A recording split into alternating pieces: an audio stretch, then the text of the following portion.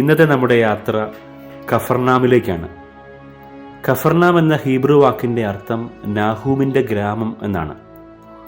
ഇന്നത്തെ ഇസ്രായേലിലെ ഗലീലിക്കടലിൻ്റെ വടക്ക് പടിഞ്ഞാറൻ തീരത്ത് സ്ഥിതി ചെയ്യുന്ന ഒരു പുരാതന മത്സ്യബന്ധന ഗ്രാമമാണ് Capernaum. ഇന്നിത് Israel nature and park അതോറിറ്റിയും ഫ്രാൻസിസ്കൻ കസ്റ്റഡി ഓഫ് ഹോളി ലാൻഡും സംരക്ഷിക്കുന്ന ഒരു പുരാവസ്തു സ്ഥലവും ദേശീയോദ്യാനവുമാണ്.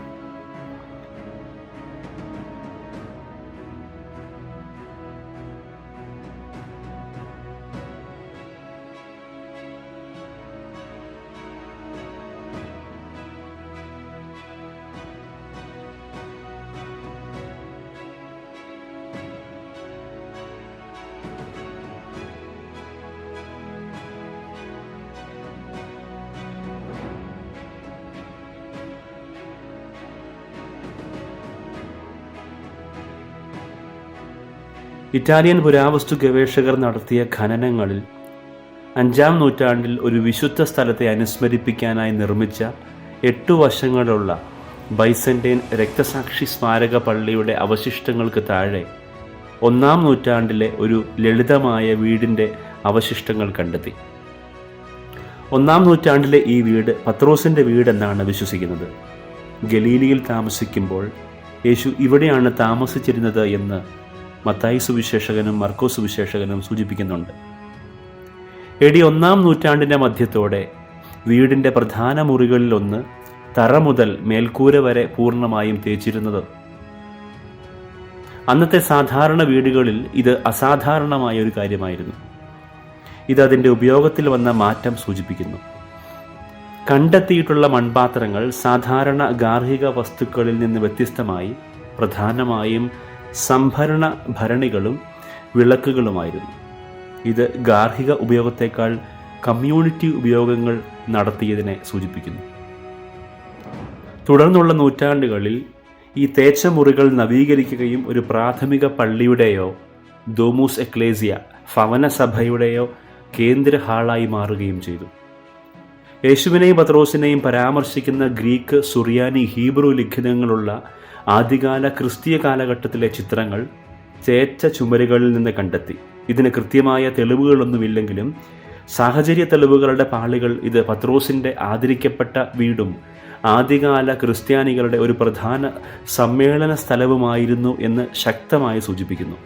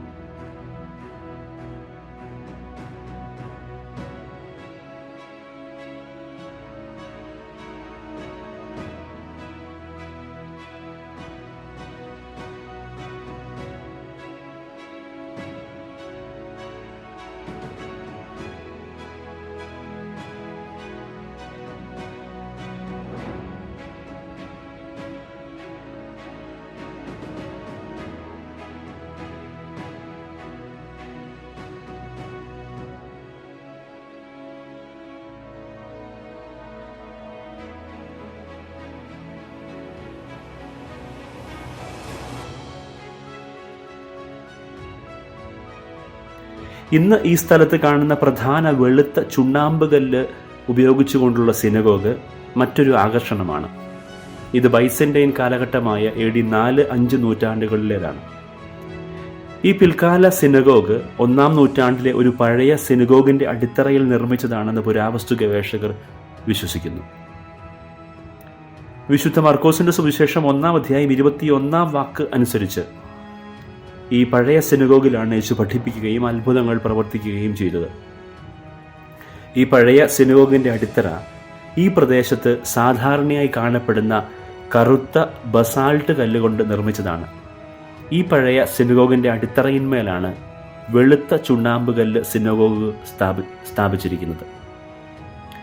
വിശുദ്ധ മത്തായിയുടെ സുവിശേഷം 4-ാം അധ്യായം 13-ാം വാക്യത്തിൽ നസറത്തിൽ നിന്ന് പോയ ശേഷം ഗലീലിയിലെ യേശുവിൻ്റെ ശുശ്രൂഷയുടെ പ്രധാന കേന്ദ്രമായി കഫർനാമിനെ വിശേഷിപ്പിക്കുന്നുണ്ട്.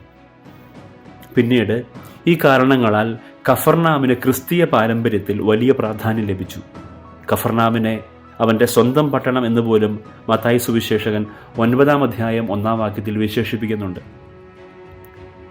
പത്രോസ്, അന്ത്രയോസ്, യാക്കോബ്, യോഹന്നാൻ, മത്തായി എന്നിവരുൾപ്പെടെ യേശുവിൻ്റെ ആദ്യ ശിഷ്യന്മാരിൽ പലരും കഫർനാമിൽ നിന്നുള്ളവരോ ഇവിടെ നിന്ന് വിളിക്കപ്പെട്ടവരോ ആയിരുന്നു. സുവിശേഷങ്ങളിൽ കഫർനാമിൽ വെച്ച് നടന്ന നിരവധി അത്ഭുതങ്ങളും ഈശോയുടെ അത്ഭുതങ്ങളും പഠിപ്പിക്കലുകളും രേഖപ്പെടുത്തിയിട്ടുണ്ട്. രോഗികളെ സുഖപ്പെടുത്തുന്നത് മർക്കോസ് സുവിശേഷത്തിൽ 1-ാമത്തെ അധ്യായം, 2-ാമത്തെ അധ്യായം, 5-ാമത്തെ അധ്യായത്തിലും, പിശാചുക്കളെ പുറത്താകുന്നതായി മർക്കോസിന്റെ സുവിശേഷം 1-ാം അധ്യായത്തിലും, സിനഗോഗിൽ വെച്ച് പഠിപ്പിക്കുന്നതായി മർക്കോസിന്റെ സുവിശേഷം 1-ാം അധ്യായം 21-ാം വാക്യത്തിലും, യോഹന്നാൻ സുവിശേഷം 6-ാം അധ്യായം 59-ാമത്തെ വാക്യത്തിലും നമുക്ക് കാണാൻ സാധിക്കും. 1-ാം നൂറ്റാണ്ടിൽ ദമാസ്കസിനെയും ഈജിപ്തിനെയും ബന്ധിപ്പിക്കുന്ന പ്രധാന വ്യാപാര പാതയായ വിയാമാരിസിൽ സ്ഥിതി ചെയ്യുന്നതിനാൽ കഫർനാമും ഒരു സമ്പന്നമായ മത്സ്യബന്ധന ഗ്രാമവും പ്രധാന വാണിജ്യ കേന്ദ്രവുമായിരുന്നു. ഇവിടെ ഒരു റോമൻ ഗാരിസണും കസ്റ്റം സ്റ്റേഷനും ഉണ്ടായിരുന്നു. ഇത് യേശുവിൻ്റെ സന്ദേശം എളുപ്പത്തിൽ പ്രചരിക്കാൻ സഹായിച്ചു. പത്രോസിന്റെ വീടിന്റെ പുരാവസ്തുപരമായ തെളിവുകൾ സൂചിപ്പിക്കുന്നത് യേശുവിൻ്റെ സ്വർഗാരോഹണത്തിന് ശേഷം കഫർനാമും ആദ്യകാല ക്രിസ്തീയ കൂട്ടായ്മകളുടെ പ്രധാന കേന്ദ്രങ്ങളിൽ ഒന്നായിരിക്കാം എന്നാണ്. വളരെ ആദ്യകാലം മുതൽ പത്രോസിന്റെ വീടിനെ ഒരു വിശുദ്ധ സ്ഥലമായി ആദരിച്ചിരുന്നത് ഈ പട്ടണത്തിന് ആദ്യകാല ക്രിസ്തുമതത്തിലുണ്ടായിരുന്ന പ്രാധാന്യം അടിവരയിടുന്നു. ഇന്ന് കഫർനാം ഒരു പ്രധാന തീർത്ഥാടന കേന്ദ്രമാണ്. സന്ദർശകർക്ക് പുരാതന തെരുവുകളിലൂടെ നടക്കാനും സിനഗോഗിൻ്റെയും പത്രോസിൻ്റെ വീടെന്ന് വിശ്വസിക്കപ്പെടുന്ന സ്ഥലത്തിൻ്റെയും അവശിഷ്ടങ്ങൾ കാണാനും യേശുവിൻ്റെ ജീവിതത്തിലും ശുശ്രൂഷയിലും ഇവിടെ നടന്ന പ്രധാന സംഭവങ്ങളെക്കുറിച്ച് ധ്യാനിക്കാനും ഇത് അവസരം നൽകുന്നു.